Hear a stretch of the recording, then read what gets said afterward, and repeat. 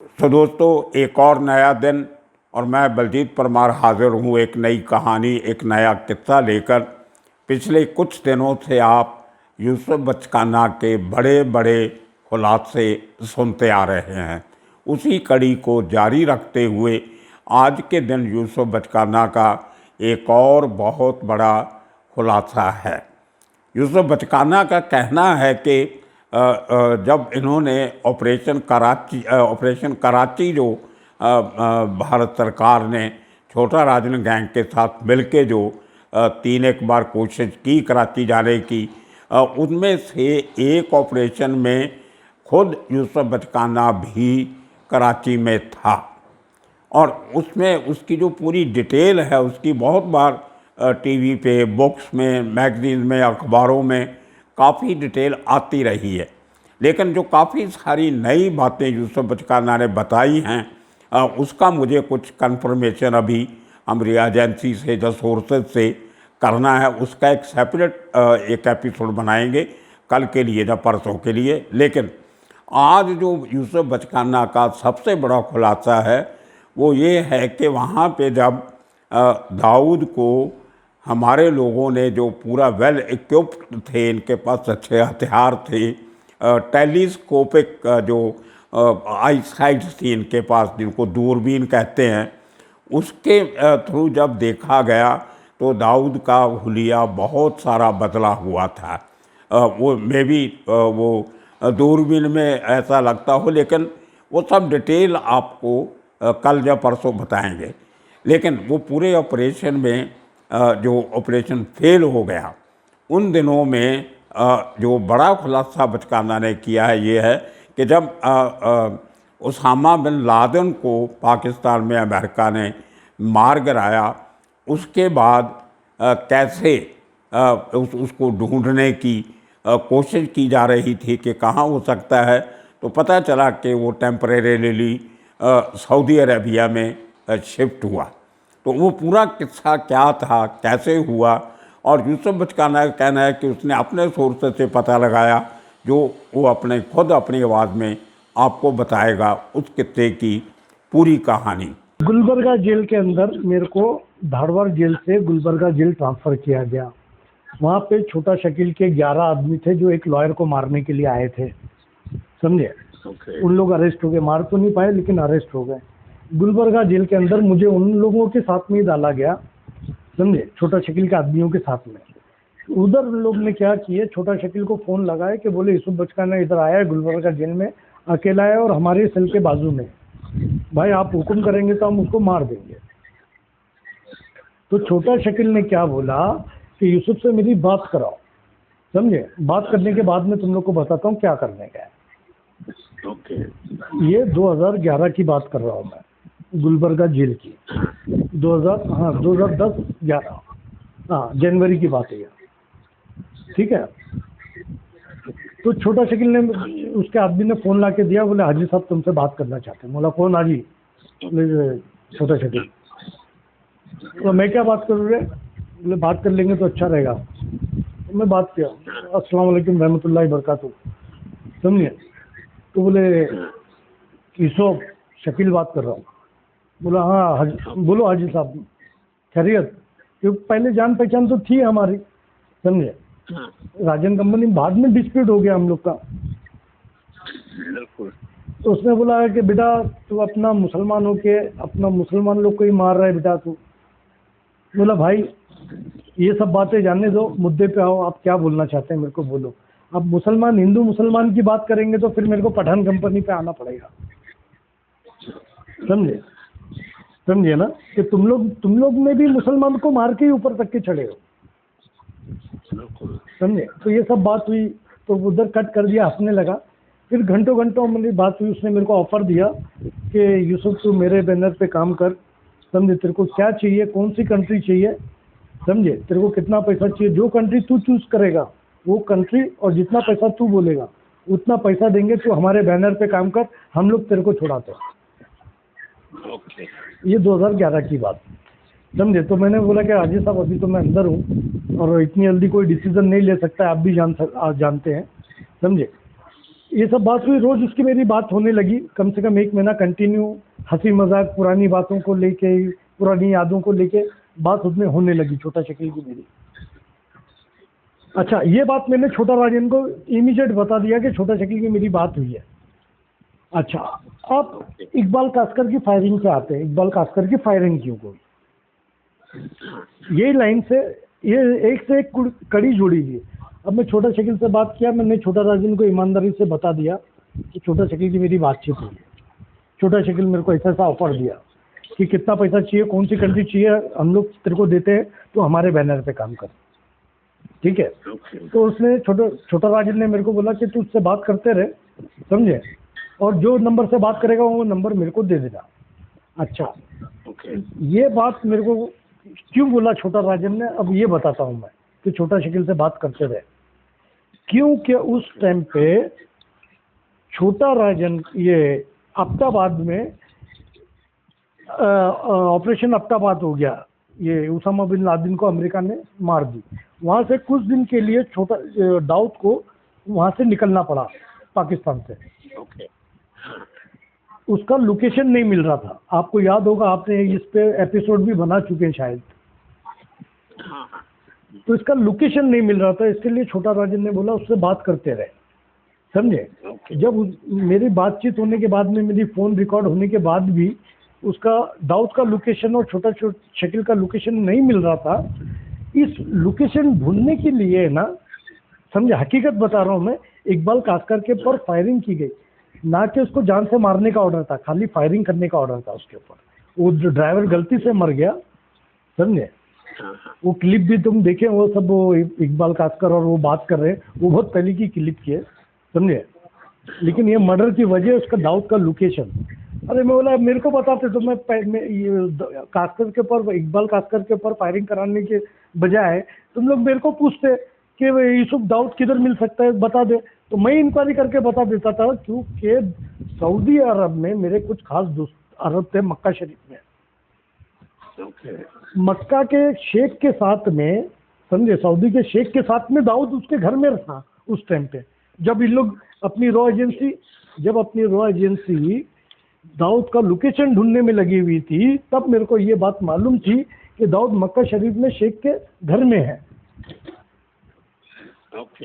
समझे। लेकिन मेरे उनके जी इतना करीबी उनके, हाँ, चलो, मतलब मेरा नेटवर्क, भाई मैं क्या बोलूँ सर, मेरा नेटवर्क मैंने अंदर से इतना मजबूत बनाया, समझे, कि आज भी अगर रॉ एजेंसी या गवर्नमेंट मेरे को बोलती है ना कि दाऊद को या टाइगर मेमन को मारने के लिए या किसी को भी मारने के लिए, समझे, तो आज भी मेरे पास इतना बड़ा नेटवर्क है और ऐसे ऐसे शूटर है मेरे पास कि कराची में जाके घर में घुस के टोकने की ताकत रखते हैं। यूसुफ बचकाना अपनी नेटवर्किंग के लिए बहुत काबिल माना जाता है। उसके जितने सोर्सेज रिसोर्सेज पुलिस डिपार्टमेंट में हैं, एजेंसीज में हैं, उसी तरह के उसके सोर्सेज रिसोर्सेज पॉलिटिक्स में भी हैं। और बहुत सारे पॉलिटिशियन उसके टच में हैं और उसको अभी आने वाले दिनों में जब वो जेल से बाहर आएगा, उसकी सज़ा तकरीबन पूरी हो चुकी है, जब पूरी होने वाली है, उसको 3 डिफरेंट पार्टीज़ ने अपनी इलेक्शन लड़ने की ऑफ़र भी दी है, एमएलए की इलेक्शन लड़ने की। वो बाद की बात है, वो इलेक्शन लड़ता है या नहीं लड़ता है, ये उसका अपना फैसला है, लेकिन बात नेटवर्किंग की है। और इतने साल लगातार जेल में सरवाइव करना उस आदमी की सर्वाइवल स्किल का एक हिस्सा है।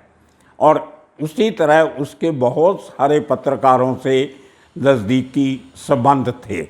उनमें से एक पत्रकार का जिक्र उसने किया है थोड़ी डिटेल में, वो हैं जे डे। इसका मानना है कि जे डे को छोटा राजन गैंग के साथ इसने ही मिलाया था। वो कल वो जे डे की जो वो बात आपको सुनानी थी, वो किसी वजह से नहीं सुना सके, तो आपने कुछ लोगों ने सवाल भी किए, कमेंट दिए हैं, तो वो जो एक क्लिप है उस रिकॉर्डिंग में से मुझे मिली, वो 4-5 मिनट की क्लिप आप जे डे के बारे में सुन लीजिए। ये हमारे सौभाग्य है कि मैं आपसे बात कर रहा हूँ। पहले भी जे डे हमारे बहुत अच्छे दोस्त थे, समझे। जेडे साहब जब भी आते थे कोर्ट में मेरे से बात करते थे, मेरे ऊपर 2-3 आर्टिकल लिखे थे उन्होंने। हाँ जी, हाँ जी। हाँ, उनके साथ में आज तक में एक विवेक भट्ट बोल के थे राजस्थान के। हाँ हाँ जी, तो उनका भी कोर्ट में और जो हुआ उसके साथ बुरा हुआ। बुरा हुआ सच में, मैं खुद बोलता हूँ ना, मैं जी, मेरा ये सोच लीजिए थे कि मेरी बहन, मेरी वाइफ इनको भाई मानती थी और राखी बांधती थी जेडे साहब को। हाँ जी, हाँ जी। समझे, ये दुश्मनी इन लोग की कहाँ से शुरू हुई पता है? जेडे को मारने की। ये जो क्रिसमस डे पार्टी नहीं आया जी, क्यों मारा उसको, मुझे समझ में नहीं आया। एक नहीं, मैं बताऊंगा आपको, खुल के बताऊंगा ये सब बातें। ये मालूम है क्रिसमस ईव पार्टी हुई थी, हाँ जी, हाँ जी। इसमें जेडे साहब और विवेक दोनों जन मेरे पास आए कि विक्की का और फरीद का इंटरव्यू चाहिए। यूसुफ तुम ही दिला सकते, क्योंकि मेरा उन लोग का विवेक अग्रवाल नहीं, भट्ट आज तक का एंकर था, देखिए Vivek. Okay okay okay okay. और वो जेडे साहब ना, अभी जेडे साहब तो रहे नहीं, वो हैं अभी राजस्थान में किधर तो रह रहे हैं। जेडे साहब के मर्डर के बाद में वो भी छोड़ दिए ये लाइन। Okay okay. कभी आपको तो नेटवर्क है, वो उनसे बात हो सकती है, लेकिन उनका मेरा, विवेक का, जेडे साहब का और मेरा रिलेशन बहुत अच्छा था। ओके जी, तो मर्डर होने के ये इनके कारण ये था कि इन लोग ने आए मेरे पास कि इन लोग दोनों का, फरीद का और विकी का इंटरव्यू चाहिए कोर्ट में। जब हम लोग का ये दाऊद को मारने की, दाऊद की बेटी की शादी में दुबई में मारने का प्लानिंग चालू था, तो जेल टू जेल हम लोग ऑपरेट कर रहे थे। ओके। तो वो केस था, चालू था हम लोग का आउचर जज के पास, एमसीसी में। ओके। तो उस टाइम पे फरीद ने क्या क्या कर दिया, जेडे साहब को जब मैं मिलाया, समझे, तो जेडे साहब की इंसल्ट कर दिया उसने। Oh my God. फरीद ने, ये तुम लोग को हम लोग कुछ बोलेंगे तो हम लोग बोलेंगे कुछ और, तुम लोग लिखेंगे कुछ और, कोई इंटरव्यू नहीं देने का। और बोले यार ये सब कैसे, यार मेरे से पूछे भी लेके आ गया।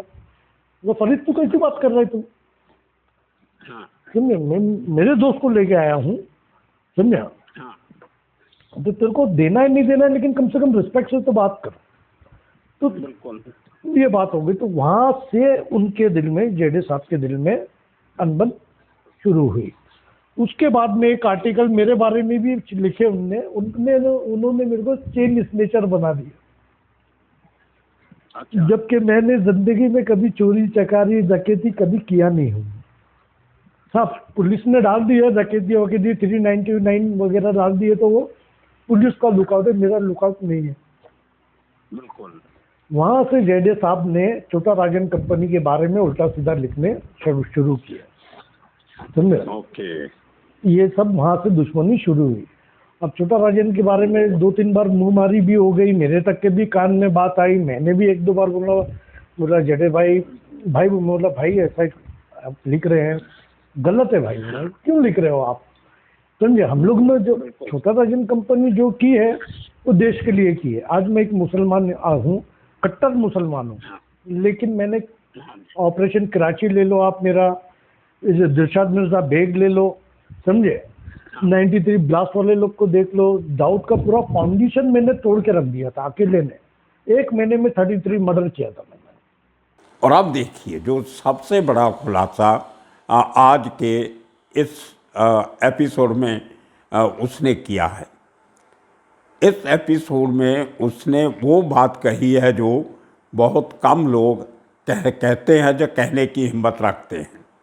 उसका मानना है कि आज भी कराची में उसके बहुत अच्छे कॉन्टैक्ट्स हैं, और अगर हिंदुस्तान की सरकार और हमारी एजेंसीज, इंटेलिजेंस एजेंसीज उसकी हेल्प करें या उसकी हेल्प लेनी चाहें, तो वो आज भी कराची में जाके दाऊद को या छोटा टाइगर मेमन को या छोटा शकील को या इस किस्म के और जो उनके आदमी हैं उनके ऊपर हमला करने की क्षमता रखता है।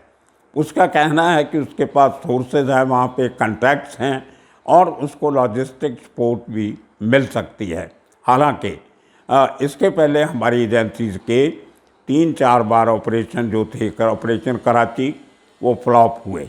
उसी उनमें से एक ऑपरेशन में यूसुफ बचकाना भी था, जो 12-13 दिन कराची में रहा। कैसे वो कराची में गए, क्या हुआ, वो किस्सा आपको बाद में सुनाएंगे, बहुत इंटरेस्टिंग डिटेल है। लेकिन आज के इस एपिसोड को ध्यान से सुनिए कि यूसुफ बचकाना ने दाऊद इब्राहिम के कराची के अड्डे के बारे में या उस ऑपरेशन के बारे में थोड़ा सा जो कहा है वो क्या कहा है। तो ये 2-3 बातें आपके साथ आज की कॉमन करनी थी, और आने वाले दिनों में जो और काफ़ी सारा मटेरियल पड़ा है उनमें से जो आज के समय के साथ इम्पोर्टेंस रखता है वो आपको 1-2 और एपिसोड बनाने पड़ेंगे। मैं तो सोच रहा था आज का आखिरी एपिसोड होगा, लेकिन मटेरियल इतना है कि शायद 2 दिन कम से कम और ये चल सकेगा। और आप देखते रहिए, इंतज़ार करते रहिए, यूसुफ बचकाना के किस्से उसकी अपनी आवाज़ से सुनते रहिए, और उनको जो अंडरवर्ल्ड की जो अंदरूनी वर्किंग के जो है, कैसे अंडरवर्ल्ड काम करता है, कैसे जेलों के अंदर से अंडरवर्ल्ड कंट्रोल किया जाता है, उसके बारे में बहुत अच्छी डिटेल्स यूसुफ बचकाना के पास है। क्योंकि उसने इतने सारे जो दिन निकाले हैं, साल निकाले हैं जेलों के अंदर, वो अपने आप में एक बहुत बड़ा किस्सा है, एक कहानी है। तो सुनते रहिए, आप एंजॉय करते रहिए। आने वाले दिनों में और किस्से कहानियाँ लेके फिर आपके सामने हाजिर होंगे। तब तक के लिए आप सबका शुक्रिया, धन्यवाद।